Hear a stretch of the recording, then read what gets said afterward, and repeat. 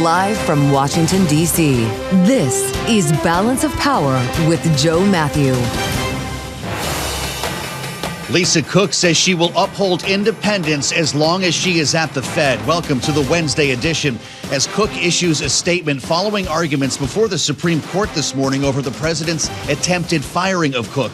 And we're going to have a live report coming up from the Supreme Court with insights ahead from Lael, Brainard, the former director of the National Economic Council in the Biden administration, former vice chair of Federal Reserve, with us here in our Washington bureau. President Trump spoke for over an hour this morning at Davos, but only one line seemed to really matter to the market as he ruled out military force in Greenland. Thanks for being with us on the Wednesday edition of Balance of Power on Bloomberg TV and radio, streaming live right now on YouTube. We have a lot to talk about following the president's address in Davos this morning, his ruling out of military activity in Greenland, and of course, the conversation about affordability that he tried to inject into that speech, his claims of economic growth. All will be tested when we spend some time with Lael Brainard, but we've also got our eyes on the Supreme Court today, and there is some major crossover here as the court weighs a very simple question: whether President Trump can fire Fed Governor Lisa Cook over mortgage fraud allegations that, of course, she has consistently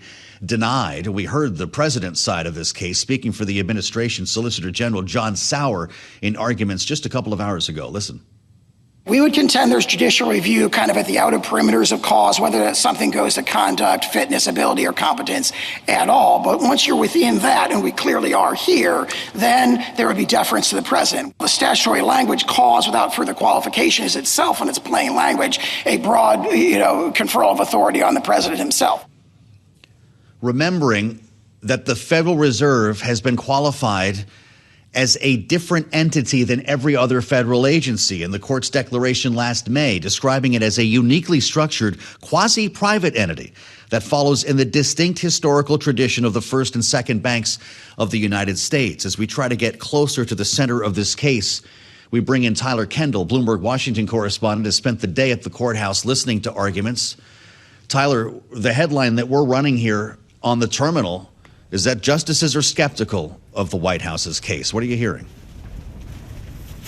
Right, exactly, Joe. And that was the indication that we got as we listened to the justices questioning not just of the Solicitor General, but also of Lisa Cook's lawyer as well, signaling this weariness over the Trump administration's efforts to oust Fed Governor Lisa Cook and citing, interestingly enough, the potential ripple impacts when it comes to the economy, the markets, and of course, the central bank's independence. Now, if we take a step back here, it's important to note that the case in front of the Supreme Court today has to do with the Trump administration's request for what's known as a stay of a preliminary injunction that has allowed Lisa Cook to retain her position while the broader issue of her firing plays out in court. So essentially, they're asking the justices if President Trump can fire Lisa Cook for now. However, it does have implications for down the road because the justices were really asking questions that get to the heart of Lisa Cook's firing. And those themes that we saw the justices pull on really have to do with three different buckets. One is, does President Trump have sufficient cause to fire Cook? The second is, was she afforded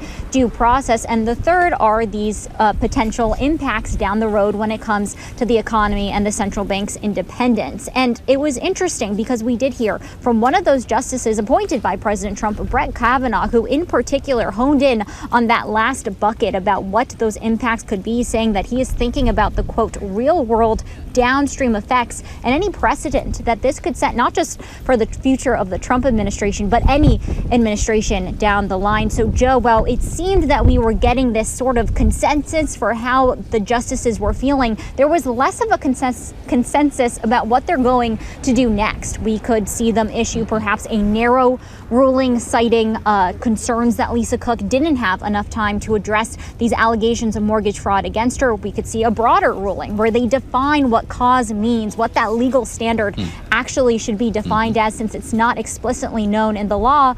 Or ultimately, Joe, they could just kick this back to the lower court and not issue an opinion at all. So there's a lot of different threads that we're watching here, and it's something that's going to develop in the weeks and months to come. All right, Tyler, before you blow away, just very quickly, did you get eyes on Jay Powell? Did anybody see him coming out of the Supreme Court today? So we can confirm one of our colleagues inside the room did lay eyes on Jerome Powell as well as Ben Bernanke. He was also in the room alongside Fed Governor Lisa Cook. However, it's our understanding that he did not go out of the main public entrance here. There's a few different entrances at the Supreme Court that Jerome Powell could have used. Got it. Tyler, thank you. Get warm. Tyler Kendall in front of the U.S. Supreme Court today with arguments being had. We discussed this a bit with Kevin Hassett earlier, my colleague Anne-Marie Hordern, bringing us back to our other big story today, the president, the administration on the ground in Davos. And we spoke with Kevin Hassett, director of the National Economic Council, said to be on the short list to replace Jay Powell as Fed chair, specific to the concept of Fed independence. Listen to what he said. I was a young economist at the Fed a long time ago, and I worked with Alan Greenspan, and he was really, really careful about keeping the Fed out of politics and keeping the Fed focused on monetary policy and interest rates and the dual mandate. And even to one point, I wrote a paper, an academic paper, that he refused to publish for the Fed for over a year because it was about carbon taxes and BTU taxes, and he didn't want the Fed to get involved in that fight with Al Gore and Bill Clinton while it was still going on. And so I think that, really regrettably, the bank presidents and the Federal Reserve members seem to want to have an opinion about everything every day, not just monetary policy. So, for example, you could go in, and right after President Trump took office, Austin Goolsbee gave a speech where he said, well, economists all agree that if there's a tariff, that it doesn't have an effect on inflation, it just affects the price level.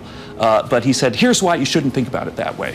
And I think that that's actually going into a politically dangerous place for the Fed. I mean, for sure you want to talk about inflation, but precisely then, right when President Trump's coming in and setting his tariff agenda, to have the Fed criticize him so vehemently, I think is inconsistent with the desire for independence. Do you think it was appropriate that Jay Powell went to the Supreme Court today? I do not. Interesting. He did not think it was appropriate. As we heard, Jay Powell was in fact there, and that's Kevin Hassett speaking with Anne-Marie Hordern. After sundown in Davos, the president still making his way through the World Economic Forum, and we might catch him at a couple of different events. He's got some sideline meetings with other world leaders following his conversation with business leaders that just concluded, so we'll let you know if he starts to speak and make some news. We want to seize on this moment, though, following the arguments before the Supreme Court, knowing that we have a lot to talk about with our economy, and a special conversation with Lael Brainard. If there was one voice we wanted to hear respond to the president and this entire conversation about Lisa Cook's possible firing, we turn to the former director of the National Economic Council in the Biden administration, former vice chair of the Federal Reserve, distinguished fellow now at the Georgetown Soros Center for Financial Markets and Policy. Lael Brainard, welcome back to Bloomberg. It's great to see you. Can I just start with what happened at the Supreme Court today? Did you think it was appropriate for Jay Powell to be in attendance? Look, I don't know whether it's appropriate, not appropriate, but I do know Treasury Secretary Bessent showed up when there were debates over tariffs. He sure did. And could anything be more important to the Federal Reserve Chair right now than how the Supreme Court delineates the president's authorities on for-cause firing of board members? Yeah. Well, look, this is obviously something that will not be resolved today, and we understand it could be months before we know. Lisa Cook did issue a statement following the arguments this morning and talked about the insulation that Congress has put together to insulate the Fed from political threats, holding it accountable for delivering on the mandate. For as long as I serve at the Federal Reserve, she writes, I will uphold the principle of political independence in service to the American people. We could be in a world where she has another 3 or 4 Fed meetings before this case is decided. Should she be in those meetings?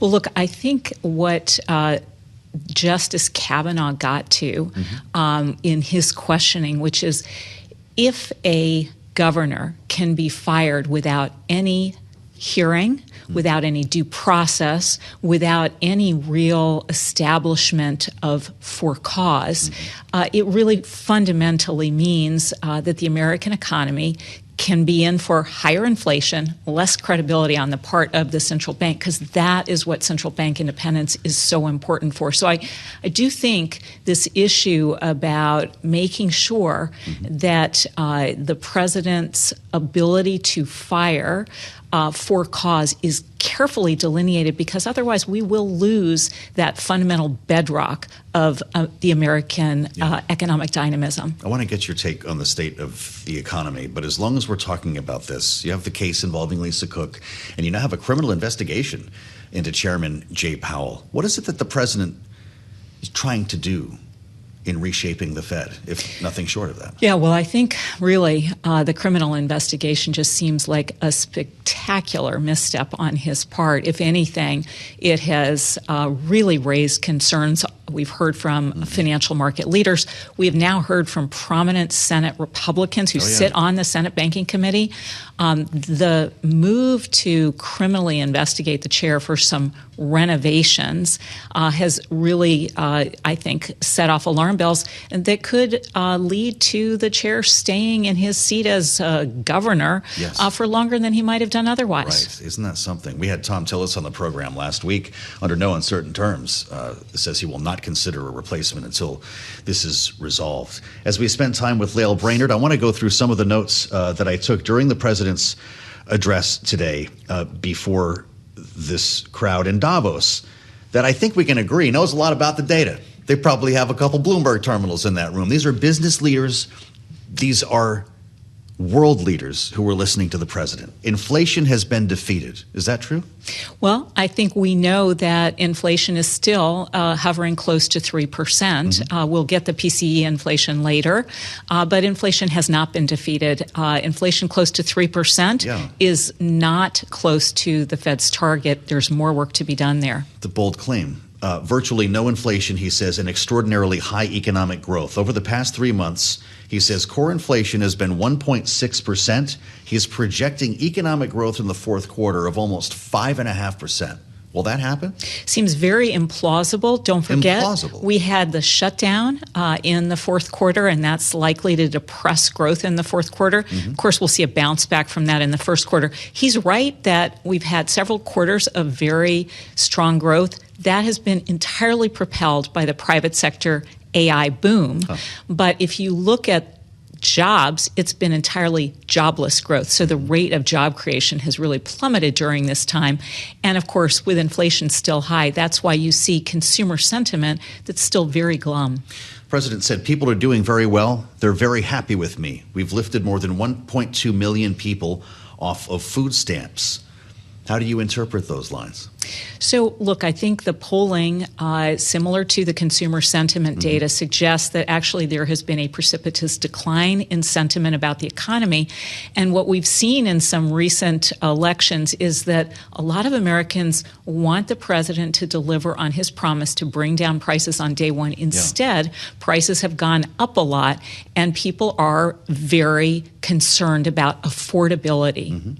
Well, and you wonder as well, the 1.2 million people off of food stamps, is that because of the changes in eligibility, or is it because people are lifting themselves up with new jobs or higher wages? Well, we certainly know that the Big Beautiful Bill had restrictions on SNAP, food benefits that have been calamitous for many American families. And of course, the Medicaid cuts, 11 to 13 million Americans that will potentially lose access. That won't kick in until after the midterms. But I think a lot of families are also already seeing the premium tax credits expiration means that they are paying double the premiums on their health insurance for another up to 20 million Americans. And this may not be changing anytime soon as we watch the beat here, try to follow the beat on Capitol Hill. I want to ask you about housing. Really interesting. The president wants to ban institutional buyers from the single-family home market. That's one initiative that's been fixed. I suspect that'll be part of the State of the Union address. But he's been recently talking about his concerns over rating people's nest eggs in their homes, that making changes to the market could lower their home values. Listen to the president talking about this earlier in Davos. Every time you make it more and more and more affordable for somebody to buy a house cheaply, you're actually hurting the value of those houses. Now, if I want to really crush the housing market, I could do that so fast that people could buy houses, but you would destroy a lot of people that already have houses. I'm really curious your thoughts on this. Number one, I don't know how fast he could start building tens of millions of homes that I guess would be needed to actually lower home values. But how destructive would this be to people's savings? Look, I think it was interesting, as you say, to hear him just reflect aloud. It seems like he's got some real ambivalence. Most Americans don't have a lot of ambivalence. They really do. They're hurting. Rent is too high. They want to own homes, young families, first-time home owners who are aspirational. They've been locked out of the market for too long, and we know that the answer is more housing to be built. We are short 3 to 4 million units of housing at a minimum. And so in order to do that, a very forceful and long-term agenda needs to be put in place. The Senate actually had some good legislation, the road to affordability on housing. I think there's a lot of good ideas out there, but it really has to go beyond a few Band-Aids and take seriously the need for more supply. It would take a lot to lower housing values. I suspect that would dent people's retirements, although we've been through a great recession before, and we've seen the housing market go through some pretty wild swings. Lastly, we have a minute left. Interest rates. The president says in the old days you had big numbers, they lowered rates. He doesn't understand the dynamic here with the Fed. We don't have time to get into all of that, but do you see a Federal Reserve that's on the precipice of cutting rates again? So I think it'll all depend on the data. I actually think that this Federal Reserve is focused on the data. We have seen that the unemployment rate has held steady now. They were extremely concerned about a weakening labor market. For a month or two, we've seen some reassuring data there, which means they can take a little longer and see how those inflation numbers really play out. But if the president continues to threaten the Fed's independence, interest rates will actually go up. Well, we've seen that a bit on the long end, haven't we? It's great to have you back with us. Lael Brainard, I didn't even ask you who should be the next Fed chair. You wouldn't tell me, though, would you? I would not. She's been in the building, vice chair at the Federal Reserve, and of course, former director of the National Economic Council, Lael Brainard, with us in studio here at Bloomberg. We thank you for the insights, and we'll assemble our panel next. I'm Joe Mathieu in Washington. We want to bring you back to Davos, as I just mentioned. Mark Rutte, the Secretary General of NATO, sitting down for a bilateral meeting with President Trump, remembering that President Trump saying earlier today he did not believe NATO nations would back the United States if attacked. Let's listen live now on Bloomberg. It's been amazing. As you know, we're staying, and tomorrow we're doing something else having to do with the border peace. We're getting tremendous acceptance of that. It's going to be great. So we'll see how that all works out, but we're doing that tomorrow. So thank you very much, media. Thank you very much. And Mark, would you Yeah, just briefly, what I just wanted to say again, as I did this morning when I was on a panel, I want to thank you again for what you did since coming in January, Trump 47. Basically getting the Europeans and Canada to really step up, and that led to the enormous success we had in The Hague with the 5%, which is crucial to defend ourselves and to also equalize with what the US is paying. This was a problem already there since Eisenhower. I always tell the Europeans, you are completely committed to NATO, but there is also that one irritant, and it is this factor, that the Europeans were not paying the same as the US was paying. And we solved it, and this is crucial also because we need the money to protect ourselves. There's one thing I heard you say yesterday and today. You were not absolutely sure that the Europeans would come to the rescue of the US if you will be attacked. Let me tell you, they will.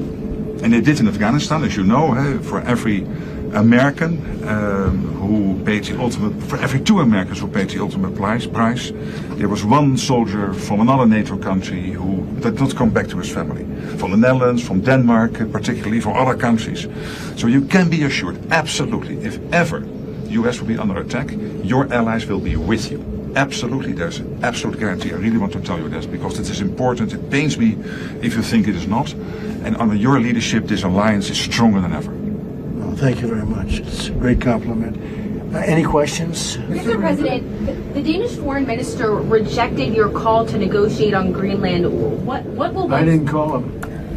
No, sorry. The Danish foreign minister rejected what you said in your speech, that you were hoping to negotiate to acquire Greenland, essentially saying that this is not something that they are willing to discuss. So what will those negotiations Well, they look didn't like? tell me that, so when they tell me, because I don't like getting it secondhand. If he wants to tell me, he'll tell me that to my face. And when will you be discussing this? I have no idea. When you said you I'll be discussing it with this man right here. Mr. President, He's frankly more important. Mr. President, when you said you would remember if Denmark did not agree to a deal on Greenland. What did you mean? What are the consequences? You'll have to figure that out for yourself. You're a smart guy. Mr. President, do you see a price for Greenland that's reasonable? I could see that, yeah. I could see How would you calculate I could see that, but there's a bigger price, and that's the price of safety and security and national security and international security having to do with many of your countries. Mm-hmm. That's really the price, and that's the big price. And as you know, we're doing the Golden Dome. It's going to be very expensive. And it's better if we have Greenland than it is without. It's going to be safer, it's going to be stronger, it's going to be better for Europe, and it's going to be better for us. And so we'll see what happens. Any other question?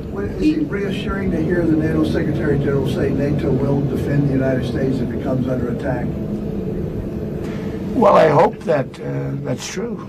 I mean, he's a good man. He's never lied to me before. You know, we've had a good relationship, and he made that statement. That's nice. I mean, I just, you know, when I see what's happening with Greenland, I wonder, because I want Greenland for security. I don't want it for anything else. We have so much rare earth. We don't know what to do with it.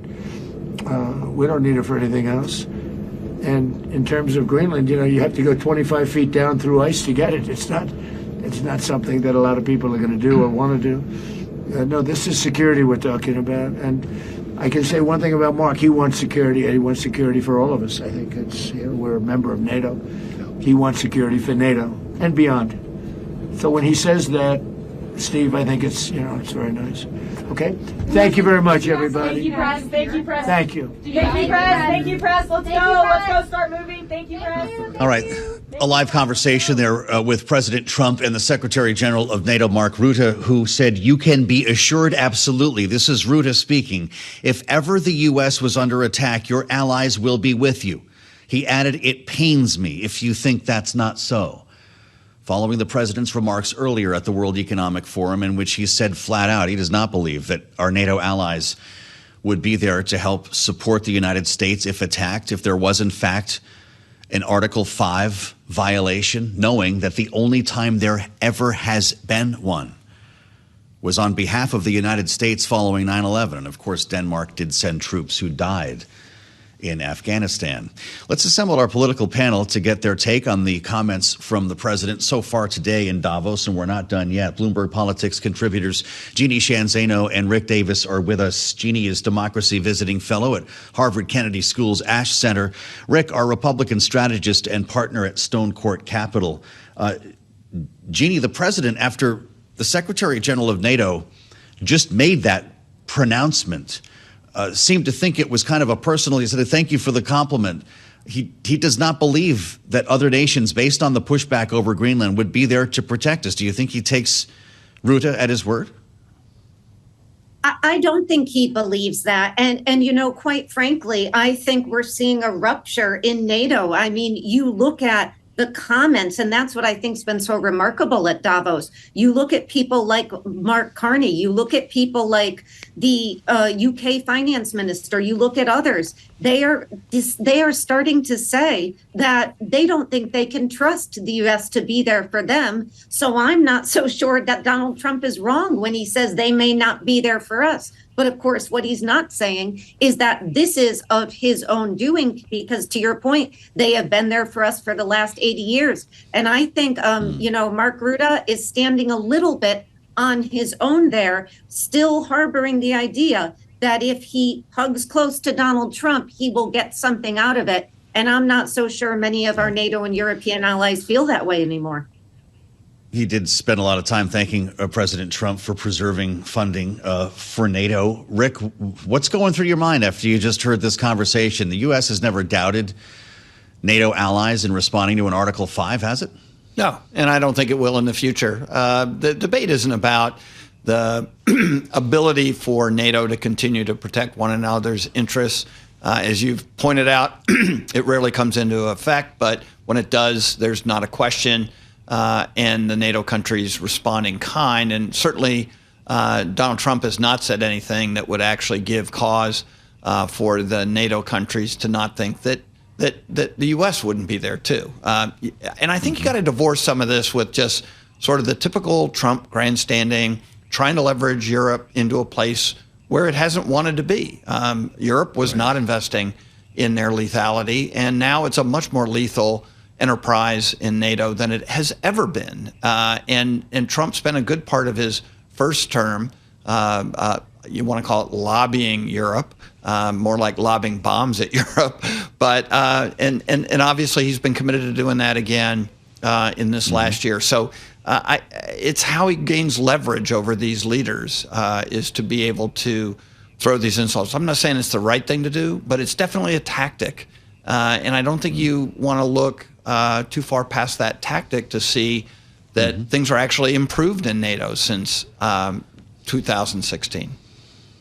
Well, when we move past some of the insults that we heard this morning and some of the hot takes on data that Lael Brainard helped us understand, we're not always accurate. And of course, the president, Jeanne, is talking to a lot of people who are pretty smart in that room. These are world leaders and corporate leaders who know the data and they know the score. But it wasn't just about that. The president, when he got back on the script, started talking about the cultural implications of our economies, Jeanne. And I'm wondering your thoughts on this rhetoric. Listen to what he said. The explosion of prosperity and conclusion and progress that built the West did not come from our tax codes. It ultimately came from our very special culture. This is the precious inheritance that America and Europe have in common. We share it. We share it, but we have to keep it strong.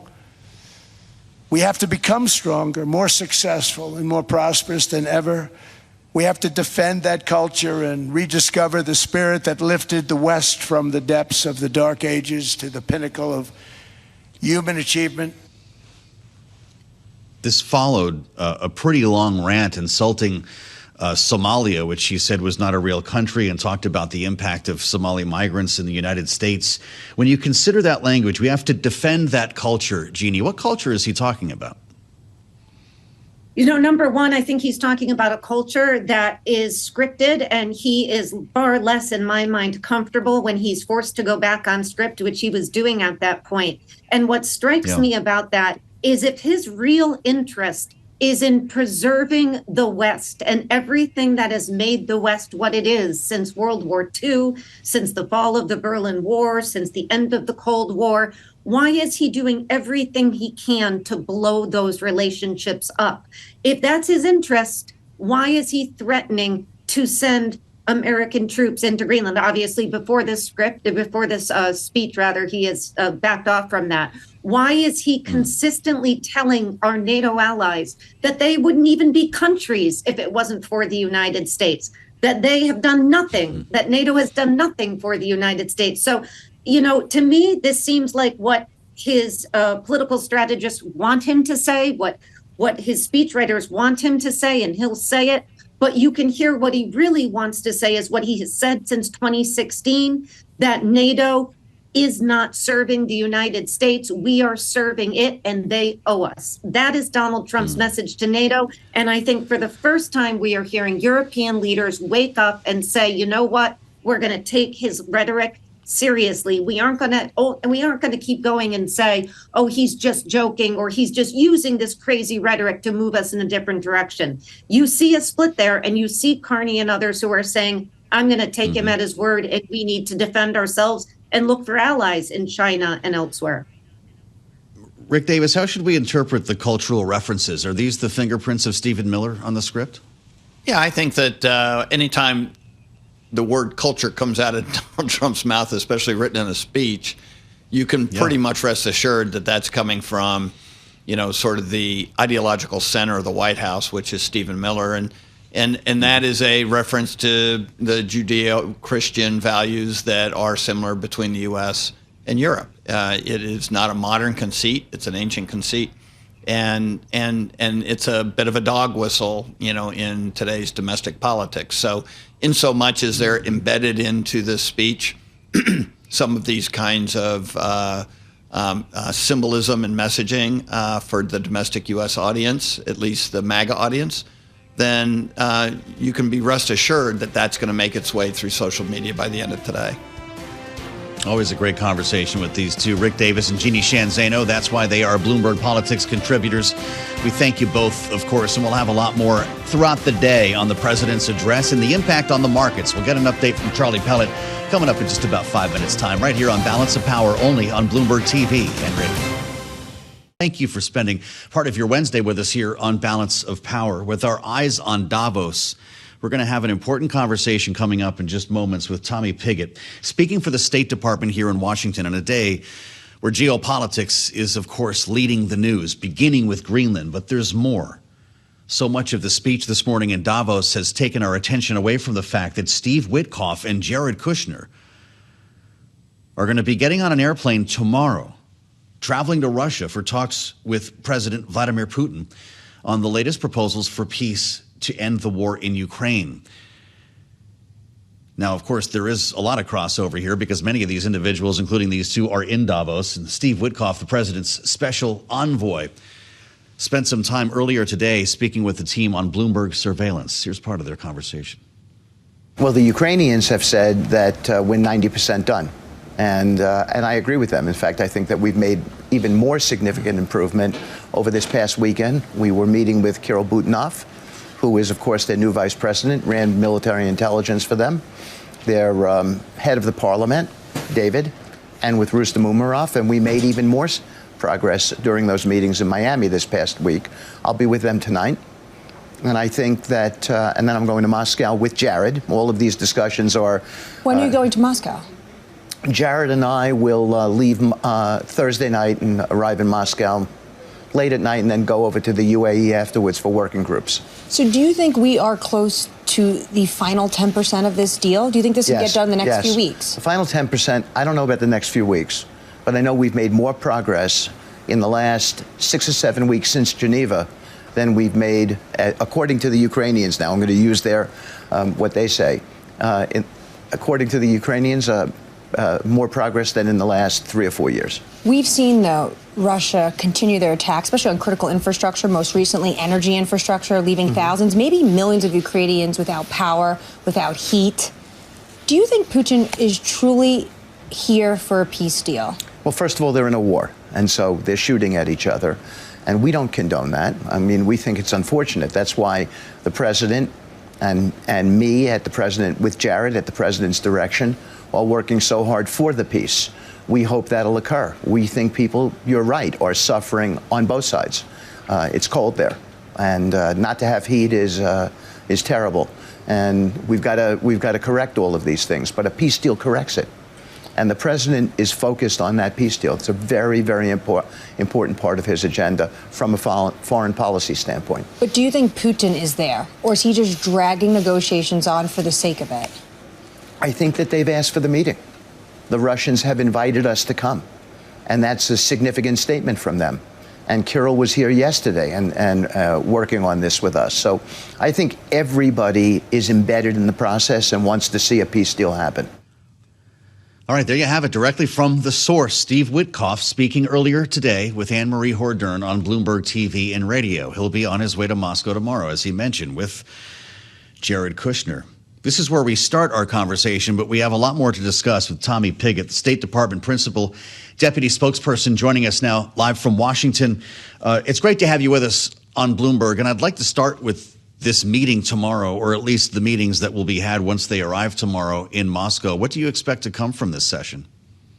Well, I'm not going to preview the outcome of those meetings. What I can say and stress is that President Trump's goal here is to end the bloodshed, to make it so people can go home and live prosperous lives with their families. That's why you've seen such engagement from the highest levels of this administration. Ultimately, we need to see negotiated settlement here. We're engaged in the serious exchange of ideas with both sides to try to reach that negotiated settlement. But it is up to the parties to reach that negotiated settlement and end this conflict. Well, if we're 10% away, I'm just trying to get a sense of timeline here. I mean, it seems like a last mile story, and I know a lot of this has to do with security guarantees, with where lines are drawn. Do you share Mr. Witkoff's view? And could this 10% take longer than the first 90%?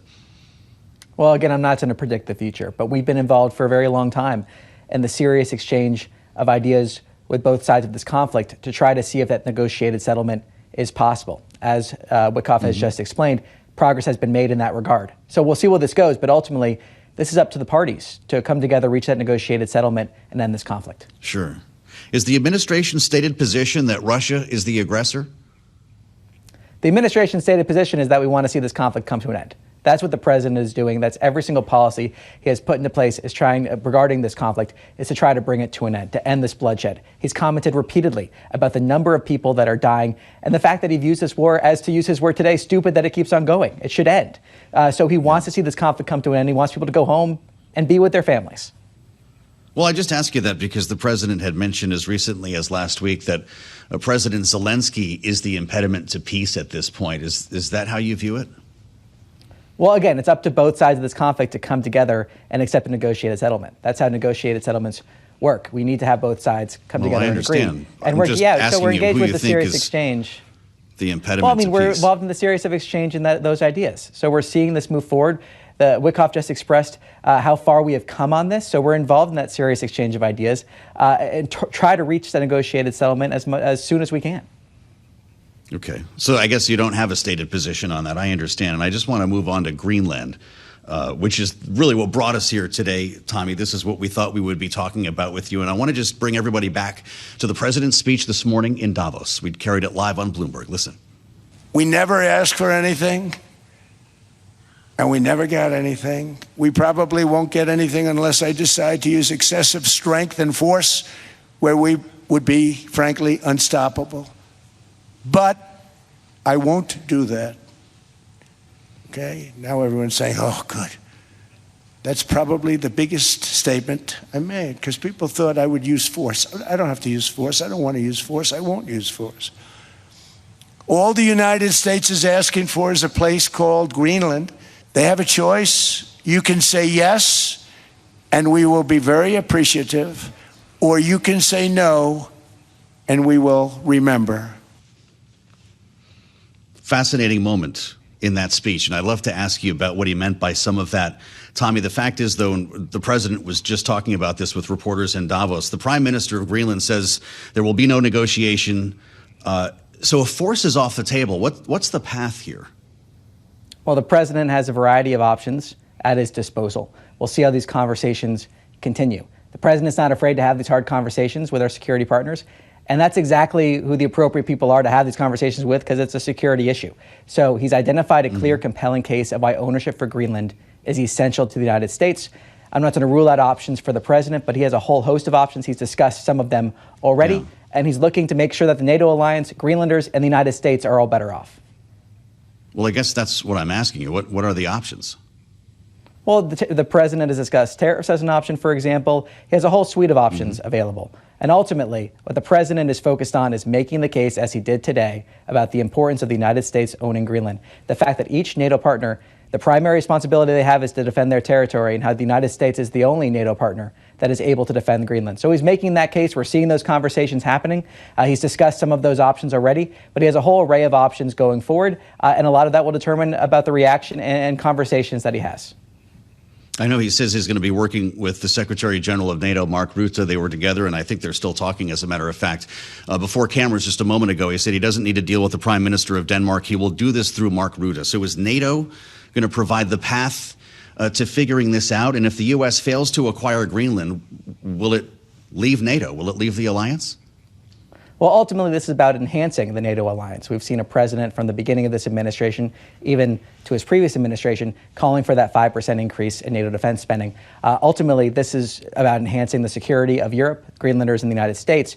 And NATO has raised these concerns, as the president has indicated, to Denmark, to Greenland for a long time, about the modern-day threats we face in the Arctic, and how the United States, as the president has said, is the only power capable of defending Greenland. So this is about our security partnership, a stronger NATO, a stronger Europe, stronger Greenlanders, stronger United States.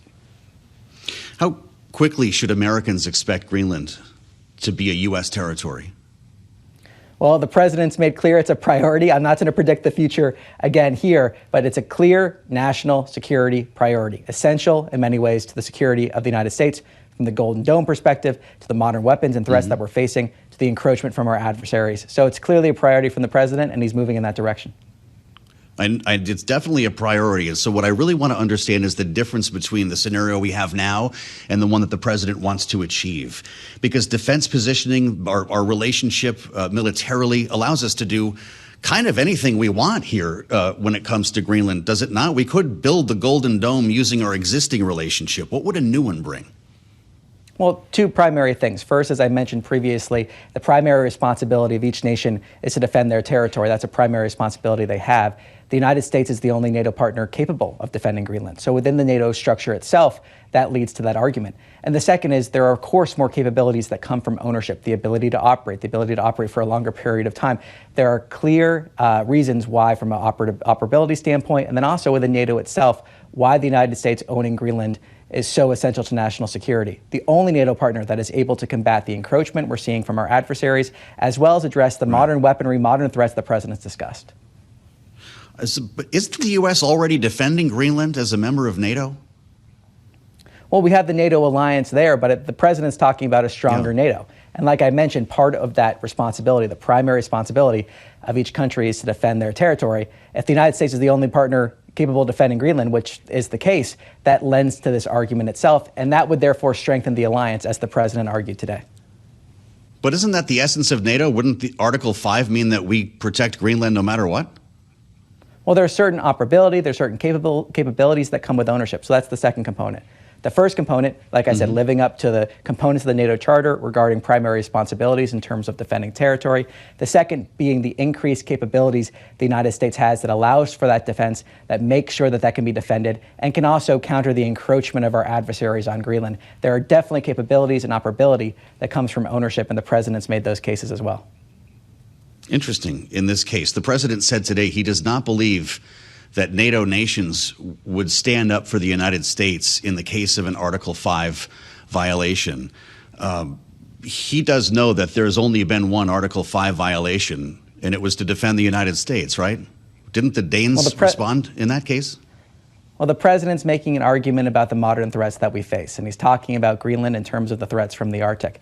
He's clearly making an argument about enhancing the NATO alliance. And he's making an argument as well that he, as president, because of his leadership, we've seen a revitalized NATO alliance as well with that 5% defense spending. So those are the arguments that he's making. It's a modern day assessment of where our security priorities lie. And you need to have those conversations. You need to have conversations with your security partners. You can't ignore them. You need to have those conversations to ensure that our national security is protected. Well, Mark Rutte said it pains him to think that Donald Trump thinks that our NATO nations would not respond to our benefit. Does the president feel differently now after hearing that? Well, I'm not to comment for the president, given they're still in that meeting currently. I'll let him assess after the meeting in terms of describing it. But again, what I can stress is the president, as he said, we've been very good to NATO. We've seen the 5% increased commitments because of the president's leadership. And he's making an assessment of the current threats that we face and having these conversations with our security partners that we need to have. We can't ignore these conversations. We have to have them to address the modern threats we all face. Well, we covered a lot of ground here, Tommy, and I appreciate your answering all of our questions. That's Tommy Pigott, State Department Principal Deputy Spokesperson, with us live on Bloomberg TV and radio. We thank you, and we're going to have a lot more on the late edition of Balance of Power as the president continues these bilateral meetings with world leaders. We'll have a full wrap-up for you. That starts at 5 p.m. Eastern Time, and I hope that you'll be with us. Up next, Bloomberg Business Week Daily, live from New York. I'm Joe Mathieu in Washington. This is Bloomberg.